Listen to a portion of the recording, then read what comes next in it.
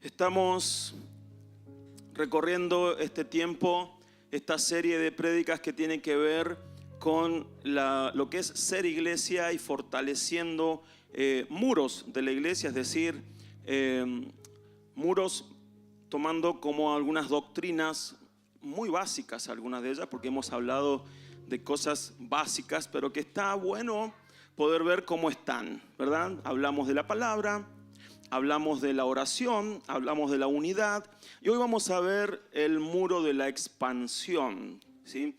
Y este pasaje,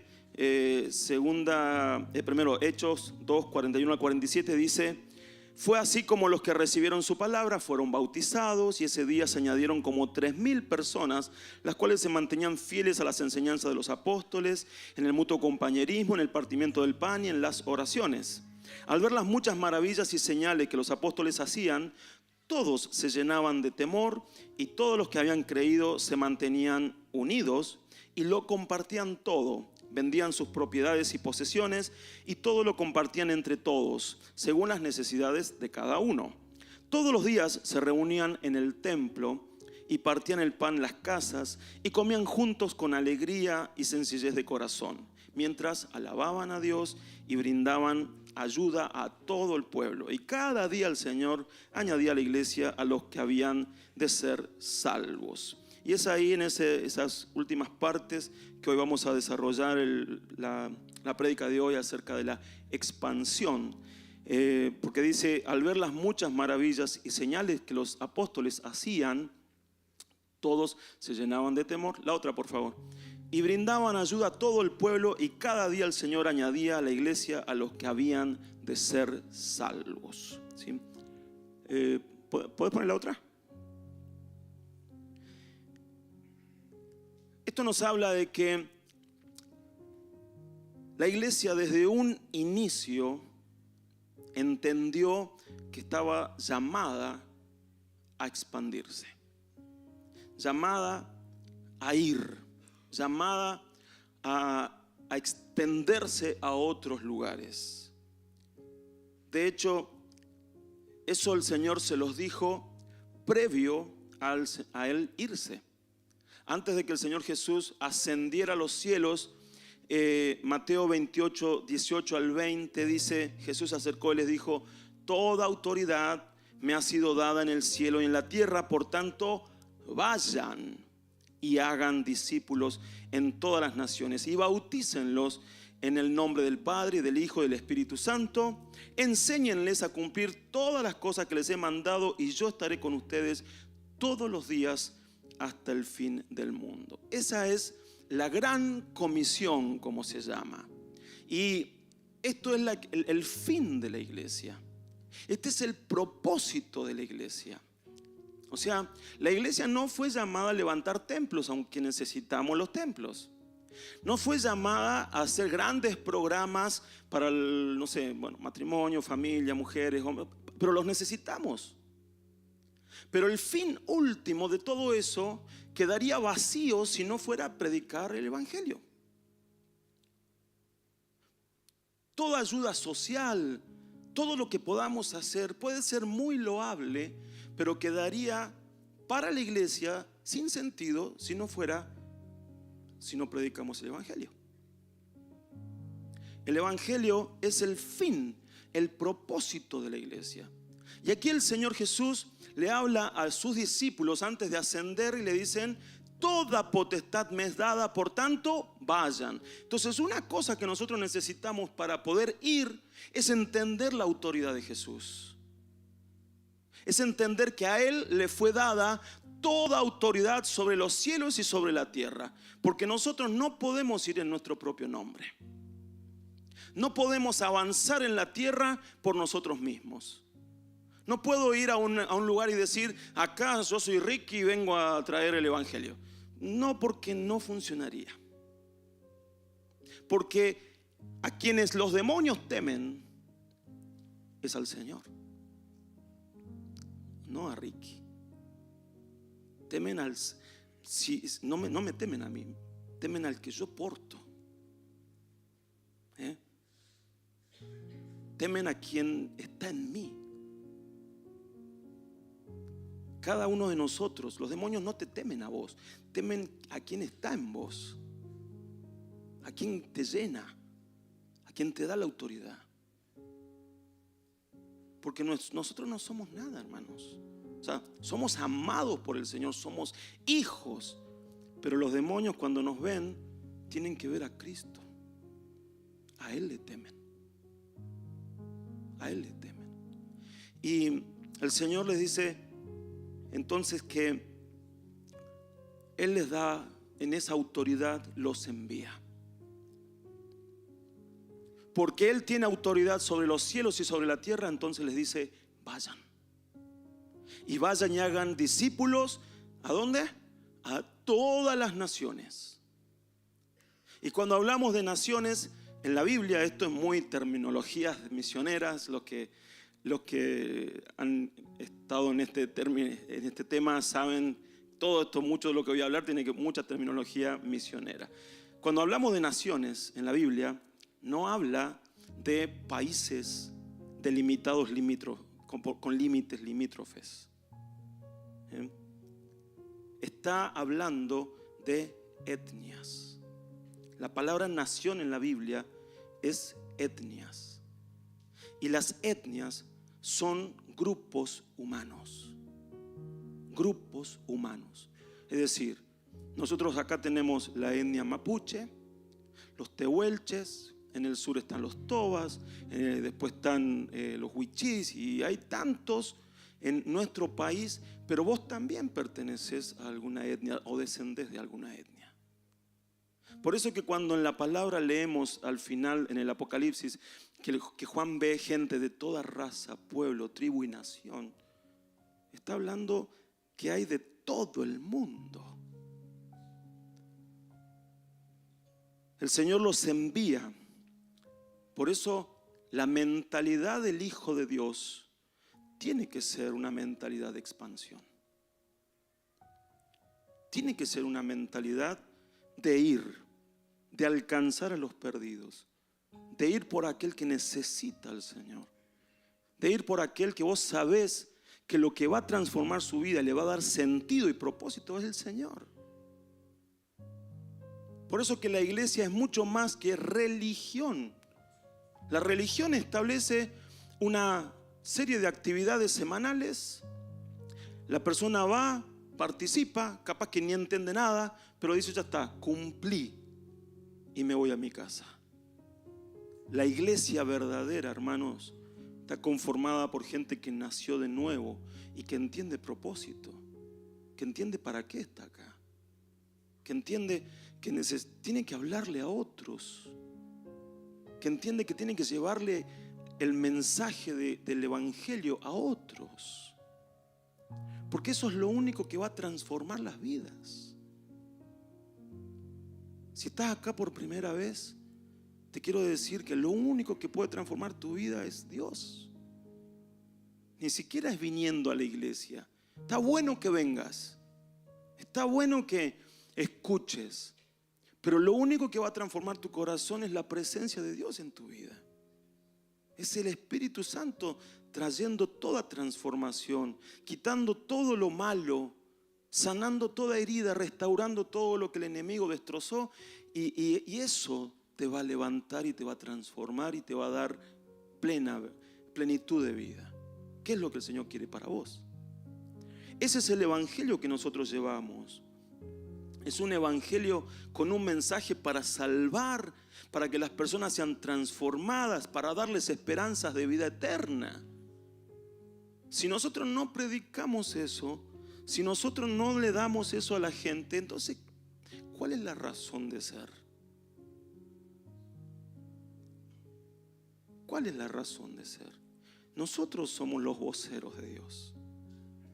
Nosotros somos los que tenemos el mensaje. Y Dios te dice, compartilo.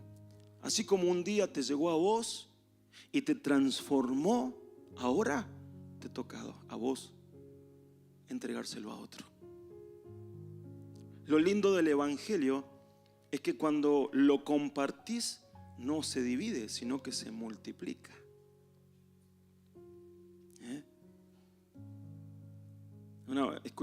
Veía una anécdota así de un hombre que dice: cuando vos le das un peso a otro, perdés el peso, perdés ese dinero, porque se lo das. En cambio, cuando vos le das a alguien una cultura o enseñanza, eso se multiplica. Mucho más el Evangelio. El Evangelio se multiplica. Cuando vos lo compartís, se multiplica y transforma vidas. Por eso que llevamos un mensaje que no tiene comparación, hermanos, y nos fue confiado a nosotros. Nos fue confiado a nosotros. Entonces, ¿de qué se trata esta expansión? No es solamente hacer adeptos religiosos. No se trata de que vamos a abrir sucursales. No se trata de que convenzamos a gente que venga a la iglesia para que esté llena la iglesia. No se trata de eso. Se trata de gente nacida de nuevo, de gente transformada, de gente que ha gustado con la presencia de Dios, de gente que Dios les cambió la vida. De eso se trata esta expansión. No vamos a ir al oeste o a otros lugares simplemente a levantar una iglesia por levantarla. No es el objetivo. El objetivo es compartir la vida de Dios a las personas. Es compartir que ellos pueden ser salvados, levantados de la miseria en la que se encuentren, y Dios los puede transformar y darles un futuro y un propósito tremendo. De eso se trata el Evangelio, de ser sacados del infierno a donde se están dirigiendo para ser llevados a la gloria y estar con el Señor por siempre. Ese es el mensaje, tremendo mensaje, y el Señor nos lo ha confiado a nosotros. A nosotros. Por eso Romanos 10:8 dice: esta es la palabra de fe que predicamos. Si confiesas con tu boca que Jesús es el Señor y crees en tu corazón que Dios lo levantó de los muertos, serás salvo. Porque con el corazón se cree para alcanzar la justicia, pero con la boca se confiesa para alcanzar salvación. Un verdadero hijo de Dios no tiene problemas, cree en su corazón, pero lo confiesa con su boca. Y no solamente cuando estamos cantando acá los domingos, lo confiesa con su boca en todo lugar. Ahí te das cuenta una persona salva, una persona que conoce al Señor. Cuando vos lo escuchas hablar, habla de Dios, habla de esa salvación que recibió, habla agradecido, habla salvación por su boca. Ahí te das cuenta. Por eso tenemos que revisar también qué hablamos. ¿Realmente somos salvos? Entonces lo vamos a dar, lo vamos a declarar. Yo soy hijo, soy salvo, tengo esperanza, voy al cielo, me voy con el Señor. Eso lo dice con total certidumbre y es una verdad en su vida que no se la cambia a nadie. Eso habla de que es salvo. Ahora, la persona que no habla de salvación, que ni siquiera está segura si va al cielo, hay que rever algunas cosas. Quiero hablar, esto como introducción. Ustedes ya saben que esto es introducción. Arrancamos con los puntos. Y quiero hablar 3 cositas acerca de el Evangelio y la predicación a la que el Señor nos envía a llevar este mensaje que a nosotros nos transformó. Primero, la predicación del Evangelio de poder. Porque leíamos recién ahí que ante las señales de los apóstoles, y que no era propiedad exclusiva de los apóstoles, sino de la iglesia, la gente temía y se convertía. Porque las señales hablan y apuntan a un lugar que es el Señor. que es aquel que te da salvación. 1 Corintios 9:16 dice: pues si anuncio el evangelio no tengo por qué gloriarme, porque me es impuesta necesidad, y ay de mí si no anunciar el evangelio, dice Pablo. Ay de mí si no anunciara el evangelio. Pablo había recibido la gran comisión de ir a los gentiles, es decir, a los no judíos, e ir y predicarles. Y él quería ir, pero alcanzar todo. De hecho, lo logró en su vida. Quería llegar hasta España. Bueno, España estaba muy lejos de ahí. No alcanzó a llegar hasta España efectivamente, pero sí tocó España con su mensaje. Y él quería ir hasta España. Si llegaba a España, yo estoy seguro que se tomaba un barco antes que Colón llegaba a América. Porque tenía un fuego por la predicación, un fuego tan grande de ver vidas transformadas, que él dice, si anuncio el evangelio, dice, yo no tengo por qué gloriarme. O sea, no es que acá viene el gran evangelista, apóstol Pablo, que trae el evangelio de Jesucristo. Dice, no tengo por qué gloriarme, porque me es impuesta necesidad. O sea, necesito hacerlo. O sea, si me anuncian con bombo y platillo, allá ellos, pero yo necesito hablar el evangelio, porque esto es a lo que el Señor me llamó. Y si no lo hablo, ay de mí. Si no lo hablo, ay de mí. Porque a esto me llamó el Señor. Mi vida no tiene sentido, dice Pablo en esta frase, no tiene sentido si yo no anuncio el evangelio. A esto me llamó el Señor. Esto es lo que le da propósito a mi vida. La predicación del evangelio es el fin de la iglesia, hermanos. Su propósito principal. Si la iglesia no predica las buenas nuevas, que es lo que significa evangelio, ¿sí? Evangelio significa buenas noticias, buenas nuevas. Y cuando dice buenas, no dice lindas. Porque a veces el evangelio puede ser muy confrontativo. A veces el evangelio puede ser muy duro. Porque lo que se predica en el evangelio es que arregles con Dios tus cuentas. Él te da todas las posibilidades para que entres a cuentas con Él por medio de la cruz de Jesús, porque si no te vas al infierno. ¿Y a quién le gusta escuchar eso?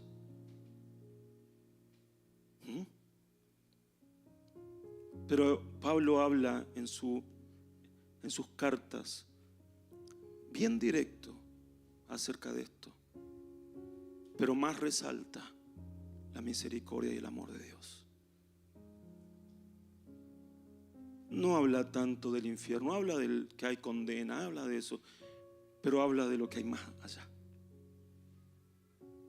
de lo grandioso que es vivir con el Señor, de la esperanza de vida que tenemos en el cielo. Habla mucho más de eso, porque realmente eso es lo que necesitamos. Eso es lo que necesitamos. Todo lo que haga, mis hermanos, si yo no anuncio las buenas nuevas, el evangelio, puede ser muy bueno, puede ser muy loable, pero como le dije hace un momento, no tiene razón en el plan de Dios. Por eso la iglesia puede hacer asistencialismo, sí. Podemos ayudar a alguien dándole de comida, ropa, sí, de hecho lo hacemos, pero no tiene que ser el último fin. Porque si hacemos eso sin predicar el evangelio, la persona se va a ir con ropa, se va a ir con plata, se va a ir con comida, con la panza llena, pero se va a ir al infierno.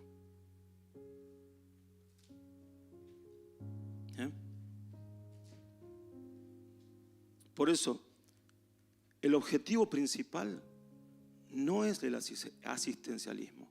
¿Está bueno? Sí está bueno. Lo hacemos, porque es una extensión del amor de Dios también. Pero no nos podemos quedar con que le di una bolsa de comida a una persona y no le predique del evangelio. Porque ahí está el objetivo principal: predicar el evangelio, predicar las buenas nuevas. La iglesia del primer siglo puso todo en función de la predicación del evangelio.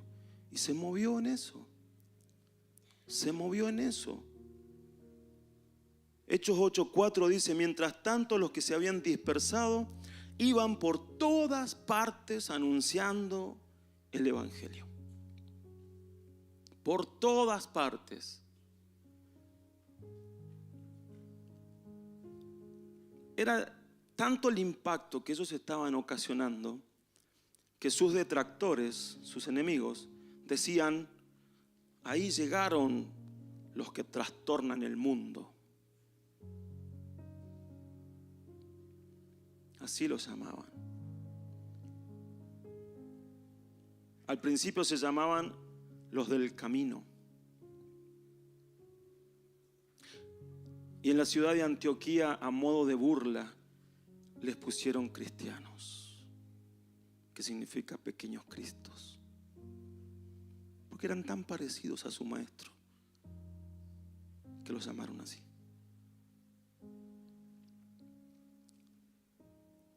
Y fue a modo de burla, pero esa burla quedó como un nombre más que acertado para nosotros.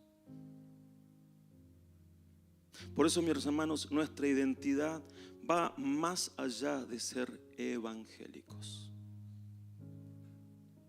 Nuestra identidad primaria es hijos que nos han apodado, el mundo nos apodó cristianos, porque nos parecemos a Jesús. Y así como Jesús, predicamos el evangelio. Sin embargo, mis hermanos, este mensaje no era un mensaje intelectual más. No era fruto de la religiosidad, de enseñanzas vacías. Tenía el condimento de la transformación de las personas y de la manifestación del poder de Dios. No era que llegaban como cualquier filósofo, como cualquier otro religioso y daban un mensaje intelectual. Había manifestación del poder. Se veían cosas tremendas, sobrenaturales. La misma palabra era vida. Y había señales en muchas formas. Romanos 15, 18, 19, Pablo dice: sin embargo, no me atrevo a jactarme de nada, salvo de lo que Cristo ha hecho por medio de mí, al llevar a los gentiles a Dios a través de mi mensaje y de la manera en que he trabajado entre ellos.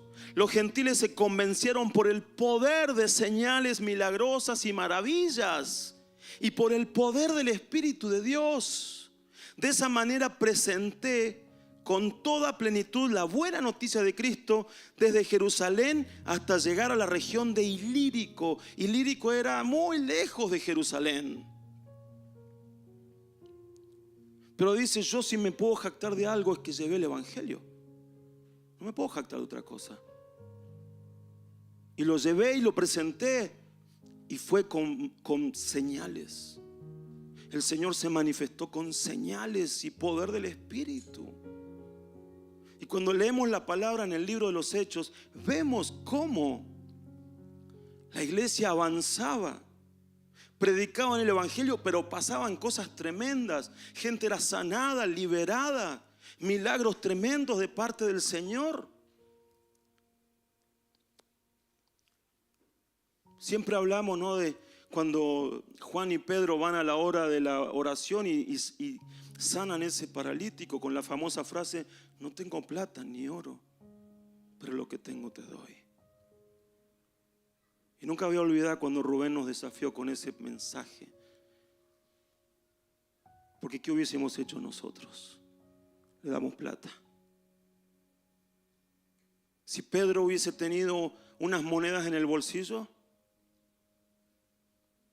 nos hubiésemos perdido un tremendo milagro. Capaz que las tenía, pero prefirió demostrar el poder de Dios. El poder de Dios. Porque los milagros, mis hermanos, apuntan a uno, al único que los puede hacer. Por eso se llama señales, porque las señales apuntan a uno, al único que las puede hacer: a Jesús. Y ese es el llamado a la iglesia, mis hermanos. Que vayamos con un evangelio de poder. Y un evangelio de poder a diario, donde el Señor te presente una oportunidad de predicarle a alguien, que se manifieste el poder de Dios allí. Hay tanta gente que necesita, y algunos quizás no vienen con para ser sanado, con alguna enfermedad o algo, pero necesitan escuchar con el poder de la cruz. Que el Espíritu Santo toque su vida para comenzar una obra de transformación. Familias que necesitan que el Espíritu Santo venga allí y transforme todo. Los milagros no solamente son ver a una persona levantarse, un paralítico. Los milagros se pueden manifestar en muchas formas que el Señor quiere que nosotros obremos como una extensión de Él. Pero los milagros muestran al Señor. ¿Cuántas veces has orado por alguien para que se sane?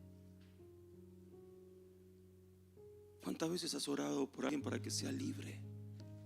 Se libere de un demonio, de una situación terrible de su vida.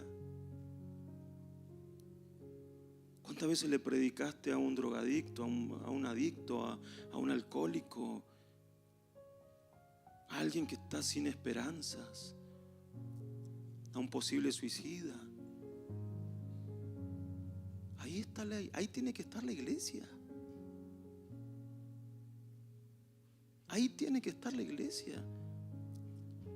Hermanos, nosotros hemos recibido y recibimos tanto. A diario en la iglesia domingo a domingo venimos, comemos, y yo creo que comemos bien. Ahora, cuando comemos y no ejercitamos, ¿qué pasa? Nos vamos poniendo gorditos,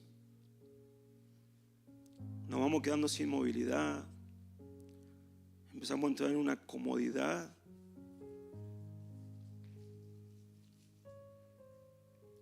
Y el Señor dice: iglesia, salgan a hacer ejercicio. Están muy gorditos. Y no físicamente también, pero hay que salir a hacer ejercicio. Porque ¿dónde se va a manifestar lo que el Señor te ha dado?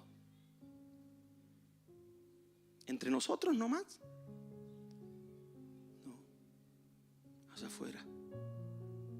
Cuando yo veo el libro de los Hechos, las señales y los milagros se manifestaban cuando la iglesia avanzaba, cuando iba, cuando oraba por las personas, cuando predicaban el evangelio y el Señor caía y se manifestaba allí. En ese avance es que la iglesia comienza a ver los milagros. Pero algunos quieren ver milagros sin hacer nada.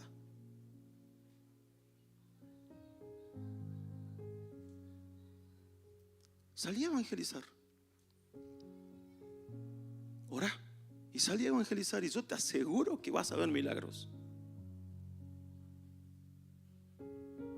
Porque el Señor va a estar ahí.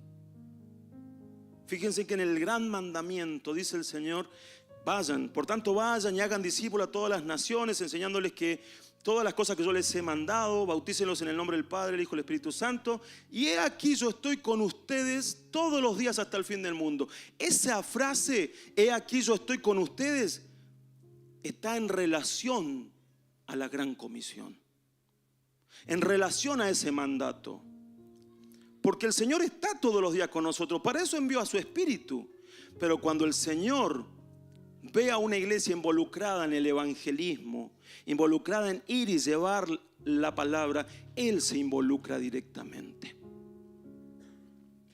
Por lo tanto, cuando salgas a evangelizar, no vas a ir solo. Cuando estés en algún lugar hablando de la palabra del Señor, no estás solo. El Señor está ahí con vos. Yo estaré con ustedes todos los días vas a estar con Él. Romanos 1:16, no me avergüenzo del Evangelio, porque es el poder de Dios para salvación de todo aquel que cree, en primer lugar para los judíos y también para los que no lo son. No me avergüenzo del Evangelio. ¿Por qué? Porque Pablo entendió, vio, se le reveló que no hay nada mejor en el mundo. ¿Qué cosa mejor puede ser que cuando vos le hablas a una persona se convierte, es transformada, una vida salvada, llevada al cielo? ¿Qué cosa mejor que eso? Y ver cómo el Evangelio tocaba vidas, sanaba, restauraba, liberaba, y eran familias salvadas y lugares que eran llenados de la palabra y transformadas sociedades. Y dice, ¿cómo me voy a avergonzar de eso? De ese poder. Me encanta ver, hermanos, cuando llegan personas nuevas buscando del Señor. Y al tiempo vemos sus vidas transformadas, salvadas, restauradas. ¿Cómo me voy a avergonzar de algo que viene del Señor, que transforma de tal manera?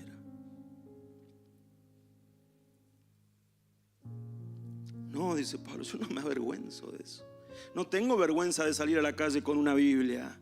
No tengo vergüenza de salir al mundo y decir, yo creo en Jesús. No tengo vergüenza. Las señales entonces, mis hermanos, eran para los gentiles a fin de que crean, pero la iglesia vivía en un ambiente sobrenatural.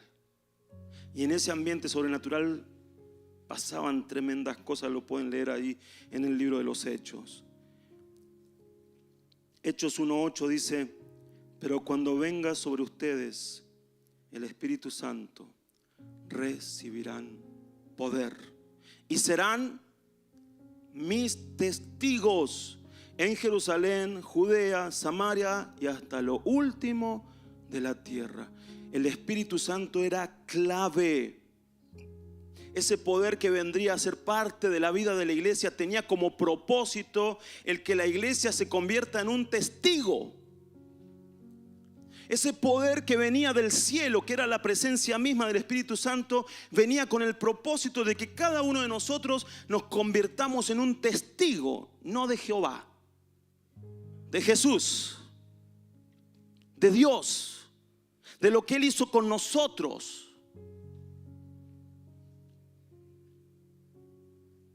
Somos testigos de Jesús.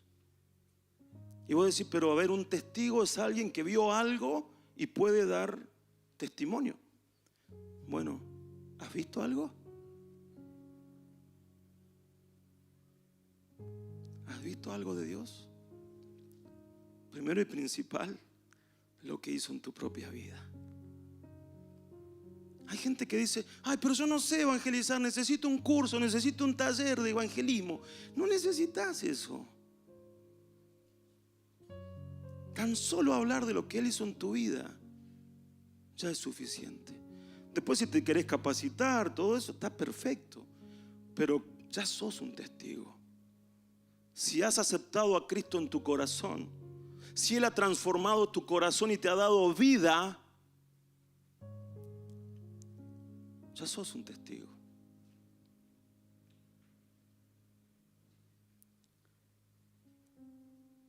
El Espíritu en la vida, el testificar de Cristo, no era fácil y no es fácil. Y créanme que hasta el día de hoy no es fácil y se va a poner cada vez más difícil. Y si fuera un mero ejercicio intelectual, muchos abandonan enseguida. Por eso que el poder del Espíritu en la vida es sumamente importante. Por eso que la persona del Espíritu en nosotros es clave para ser testigos.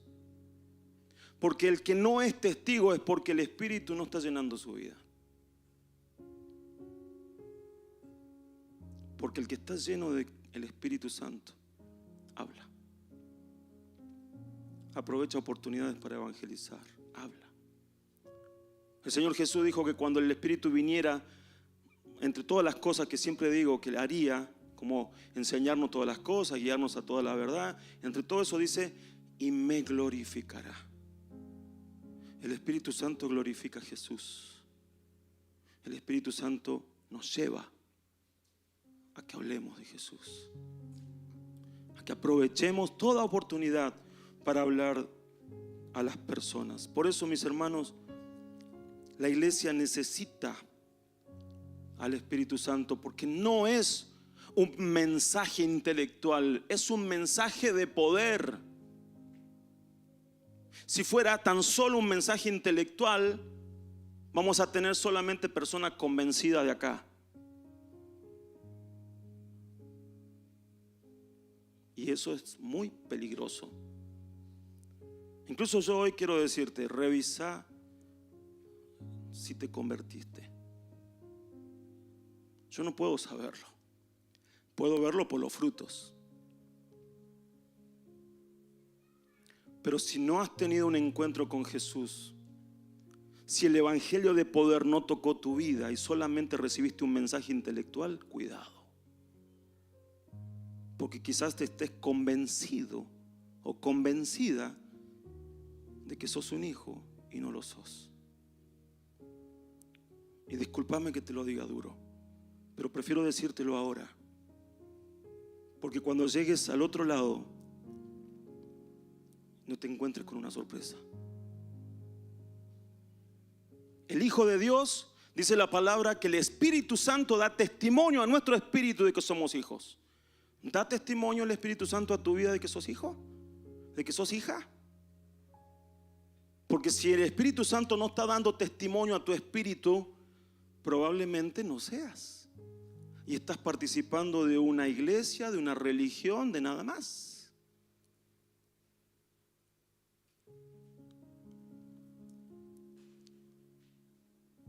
Vuelvo a decir, discúlpame si soy duro, pero prefiero decírtelo porque te amo y porque quiero que vayas al cielo. Y si no, hoy, no dejes pasar el tiempo. Hoy decirle, Señor, entra en mi vida. Te necesito. Hazme nacer de nuevo. Quiero ser tu hija, quiero ser tu hijo. Hazme nacer de nuevo. Y ante ese ruego el Señor acude inmediatamente, hermano. Inmediatamente, porque Él te ama y para eso envió a su Hijo a morir en la cruz, para que tengas salvación y vida eterna, porque Él no quiere que nadie se pierda. Nadie. De hecho, dice que la venida del Señor, aunque algunos la toman como tardanza, es para que todavía muchas personas tengan oportunidad de salvarse, porque Él no quiere que nadie se pierda. Yo siempre doy gracias que no vino en 1978, o mejor después, porque hasta ese momento todavía era un bebé y entraba. Pero siempre doy gracias que no vino en 1990, porque si no, no entraba, me perdía. Algunos de ustedes dirán, gracias que no vino en el 2010. Otros dirán, gracias que no vino en el 2015. Pero allá afuera hay mucha gente por la que Dios está esperando. Y la única manera que tienen de escuchar el mensaje de salvación somos nosotros.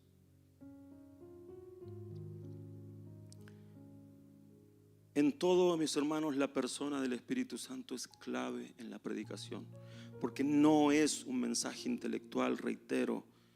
El Espíritu Santo va y da un mensaje de poder que transforma, que hace nacer de nuevo, que toca y despierta el espíritu, nuestro espíritu. Y aún Él levanta a otros para llevar el evangelio a otros lugares, a otros países incluso, como sucedió con Pablo y Bernabé. Él los llamó para ese propósito.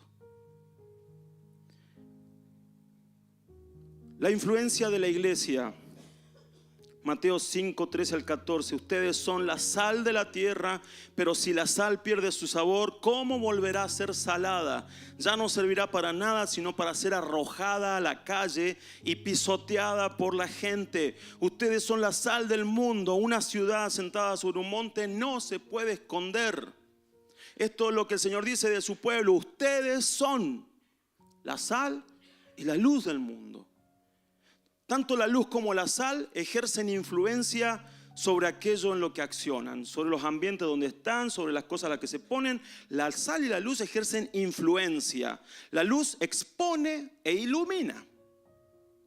La sal da sabor, pero también se usaba para conservar los alimentos en tiempos de Jesús. En base a esto y con la premisa de llevar el evangelio, es que la iglesia ha sido una poderosa influencia al mundo. El evangelio, la iglesia, ha sido una poderosa influencia al mundo. No es que solamente tiene que ser hoy, lo ha sido, hermanos. Y ahora vamos a ir en qué cosas la iglesia ha sido una poderosa influencia. Una de las parábolas del reino que lo hemos estudiado en Ginosco también dice que somos levadura, que el reino es levadura. Y que cuando es puesto en 3 medidas de harina, esa levadura comienza a leudar, alcanzando toda la masa. Y eso es lo que nosotros tenemos que hacer con el evangelio. Que leude todo lo que nosotros podamos tocar. Donde quiera que estemos, nosotros somos levadura que influencia todo lo que, donde estemos. La iglesia debe ser influencia y de hecho a lo largo de la historia lo ha sido. Desde sus inicios, sus obras sociales han marcado diferencia. Saben que la iglesia, cuando nace en un contexto romano, los romanos, cuando tenían hijos que no deseaban, se deshacían de ellos, los desechaban. Si era un hijo enfermo, tenía algún problemita, lo desechaban, lo tiraban. Había un lugar que era como un basurero para eso. Si habían incluso bebés que yo estaba esperando que nazca un varón y nació una mujer, lo desechaba.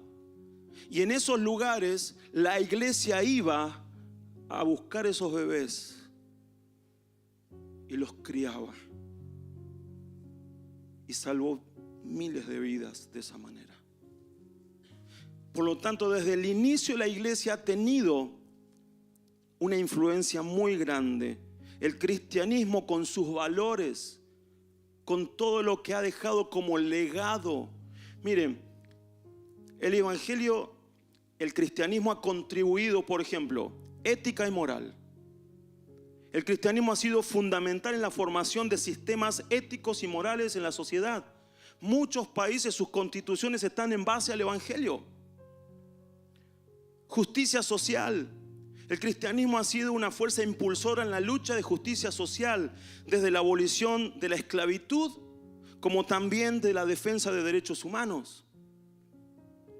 Educación. El cristianismo ha sido importante defensor de la educación y de los más grandes escuelas y lugares de educación han nacido de vientres cristianos.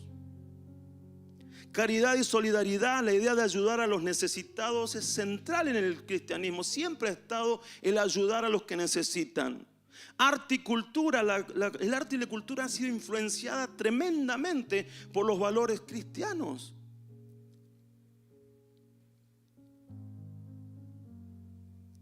Diez cosas importantes que la iglesia hizo en la sociedad o cómo afectó a la sociedad. Por ejemplo, la creación de universidades.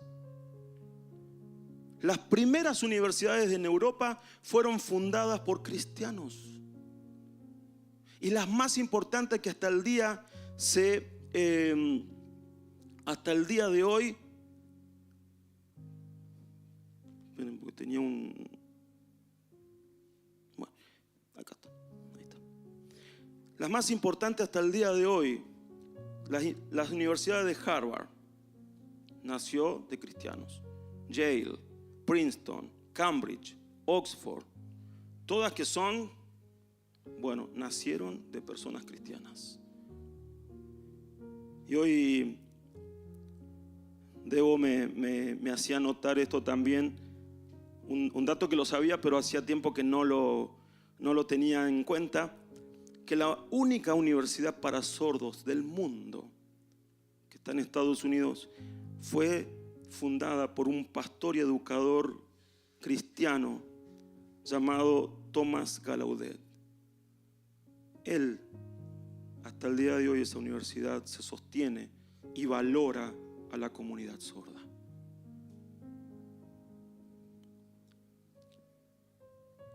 La iglesia también influyó en la abolición de la esclavitud. El cristianismo ha sido una fuerza impulsora para luchar contra eso.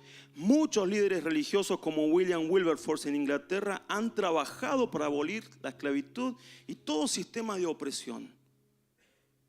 Y en Estados Unidos conocemos cómo Abraham Lincoln fue el que impulsó la libertad de los esclavos allí. ¿Por qué? Porque el evangelio valora la vida. Valora la vida. El movimiento de los derechos civiles en Estados Unidos, con hombres como Martin Luther King, que luchó a favor de la comunidad negra para que tengan los mismos derechos que los blancos. La atención médica. El cristianismo ha sido una fuerza impulsora en la atención médica. Hospitales que se crearon gracias a la atención de los cristianos. Otra cosa que aportó al mundo, la ayuda humanitaria. Hasta el día de hoy se mantiene un ministerio llamado de Compassion International. Y es como un Cáritas, pero cristiano. Y es un lugar de mucha ayuda a todo lugar donde haya gente con necesidades, refugiados y necesitados. Ellos están trabajando con eso. La música y el arte, bueno, sabemos, muchas de las obras clásicas fueron hechas por cristianos. En lo que es arte, más allá de que, contrataran a un Miguel Ángel o a un Leonardo da Vinci, lo que sea, pero ellos dejaron las obras de arte más valiosas del mundo inspiradas en la Biblia. La literatura, el desarrollo de la democracia, la filantropía, la creación hasta de obras arquitectónicas, todo eso estuvo allí, la iglesia influyendo, dejando un legado, el cristianismo, los valores cristianos.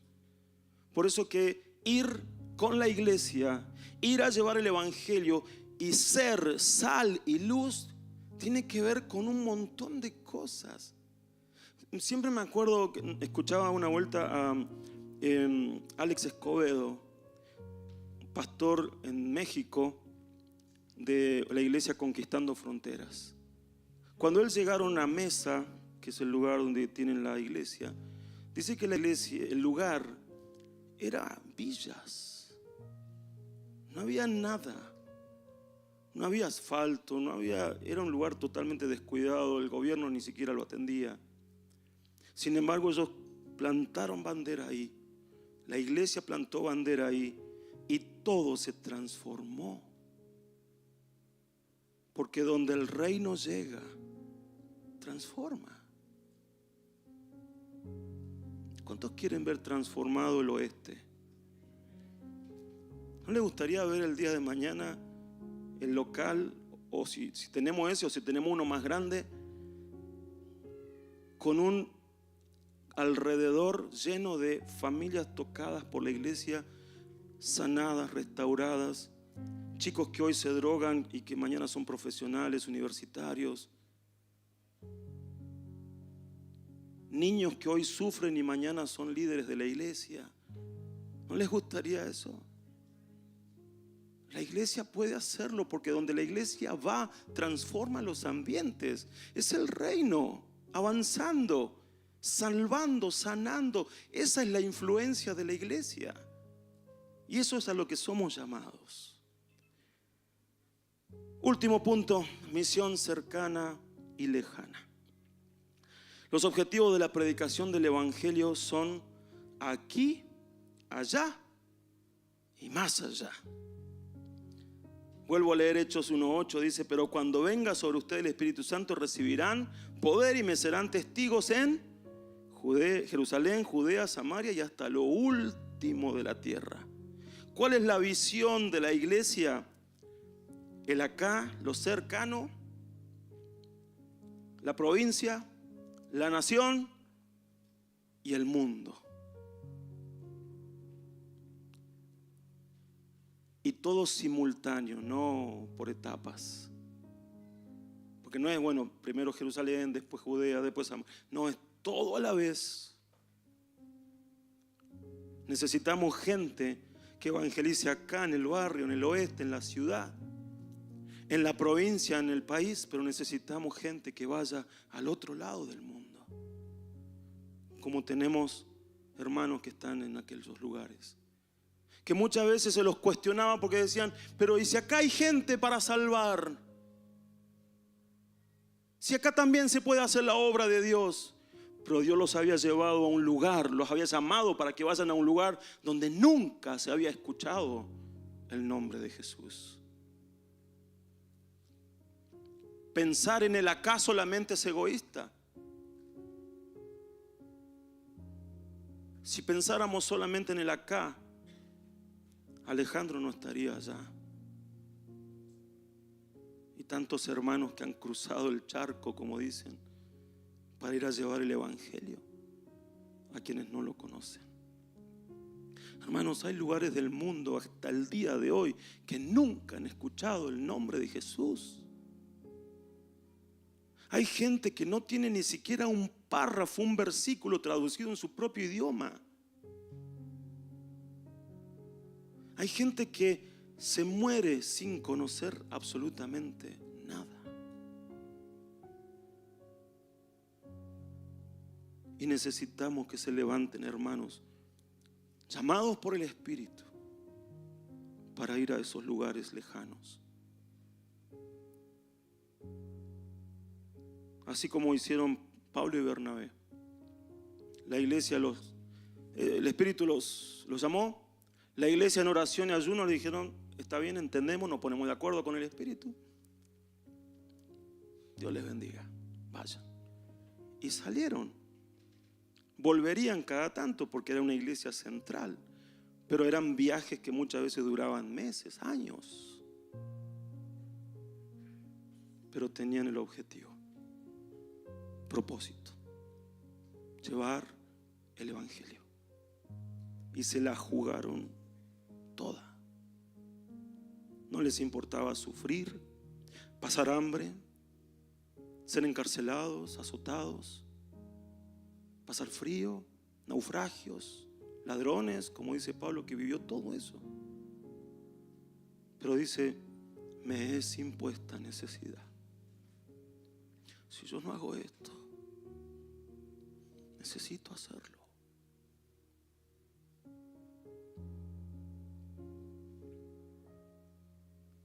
En el año 1910 se celebró en Edimburgo una conferencia en Escocia, Edimburgo, Escocia. Era una conferencia mundial de misiones y allí se habló de la necesidad del campo misionero mundial, pero también en esta conferencia se dijo que América Latina no necesitaba el Evangelio porque ya está evangelizada por la presencia de la Iglesia Católica y algunas pocas denominaciones. Por lo tanto, no iban a hacer esfuerzos misioneros hacia aquí. Y ahí es cuando se unen dos corrientes que eran para alcanzar Sudamérica. Se pusieron en campaña, dijeron: lo que ellos dijeron no es así. América Latina necesita el Evangelio, necesita que conozcan al Señor. Y allí se crearon estas misiones, de la cual, hermanos, nacimos nosotros. Y si no hubiese sido por esos hermanos obedientes, que cruzaron para acá a pesar de las oposiciones, quizás ninguno de nosotros estuviera acá.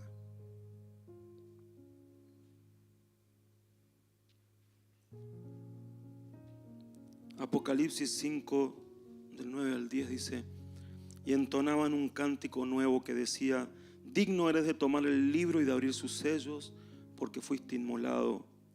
Con tu sangre redimiste para Dios gente de toda raza, lengua, pueblo y nación. Y para nuestro Dios los hiciste reyes y sacerdotes, y reinarán sobre la tierra.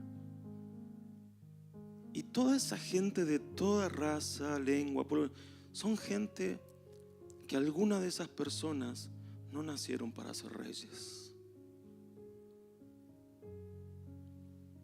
Quizá muchos de ellos eran miserables, vidas perdidas para el mundo,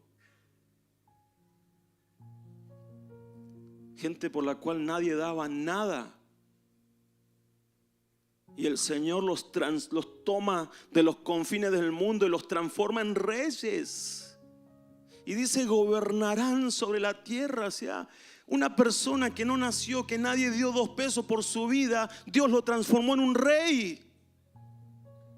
Y lo alcanzó del extremo del mundo para que venga Él. Y te puedo decir, hermano, que yo era uno de esos. Y ahora el Señor me dice: sos rey. Vos. Quizás el mundo no daba mucho por vos. Y el Señor te alcanzó de los confines de la tierra y hoy te dice: sos rey y sacerdote. Y gobernarás.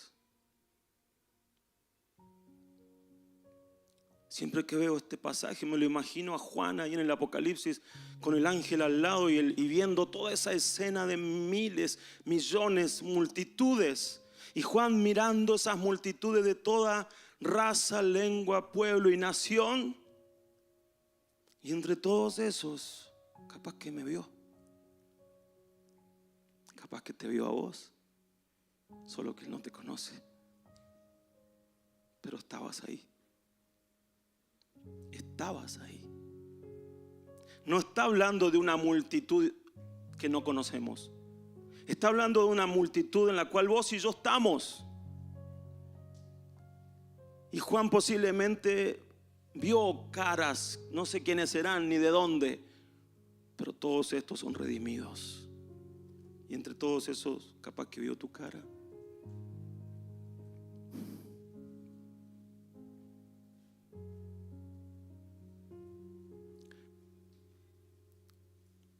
Por eso, mis hermanos, y cierro con esto. Romanos 10, 14 al 15. Ahora bien, ¿cómo invocarán a aquel en el cual no han creído? ¿Y cómo creerán en aquel de quien no han oído? ¿Y cómo oirán si no hay quien les predique? ¿Y cómo predicarán si no son enviados? Como está escrito: cuán hermosa es la llegada de los que anuncian la paz, de los que anuncian buenas nuevas.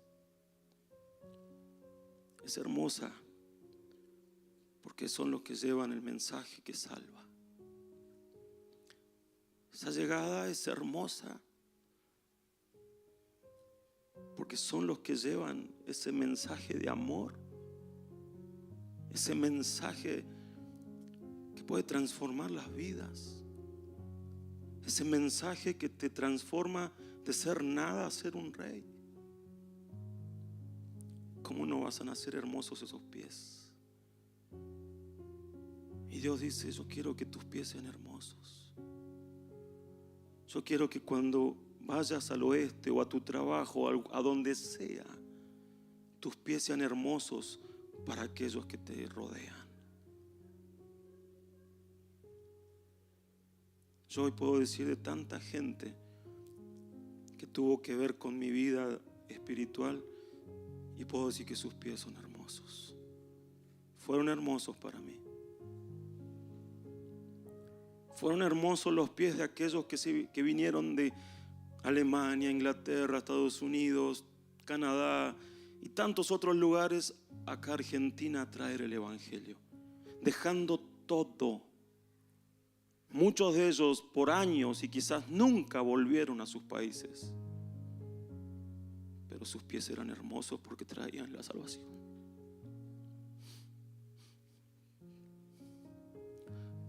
Y trajeron el mensaje para nosotros.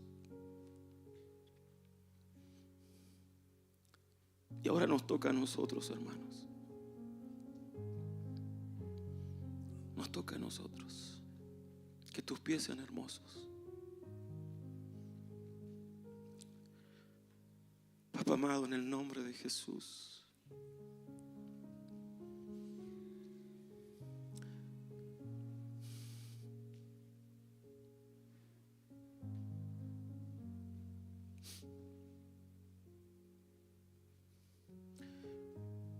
gracias, Señor, por el mensaje de salvación.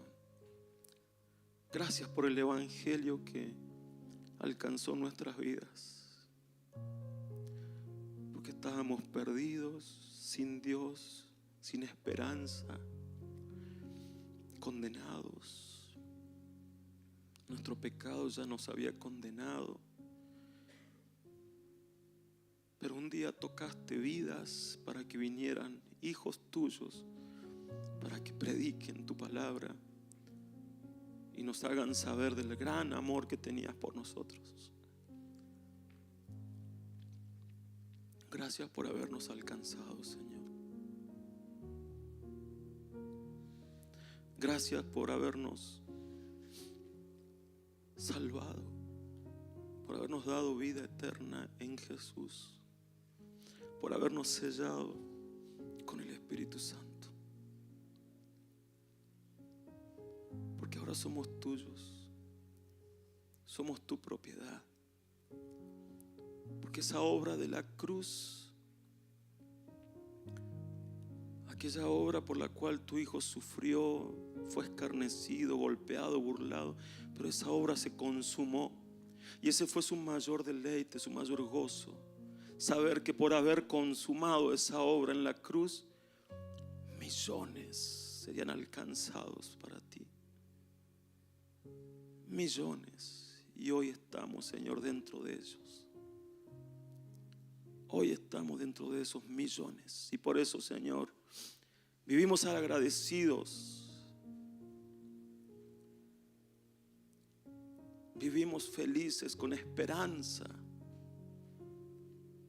sabiendo que ya no estamos solos y que nuestra vida está segura en ti y que por la eternidad estaremos contigo. Papá amado, gracias. Gracias te damos. Tómate un tiempito y agradecele al Señor.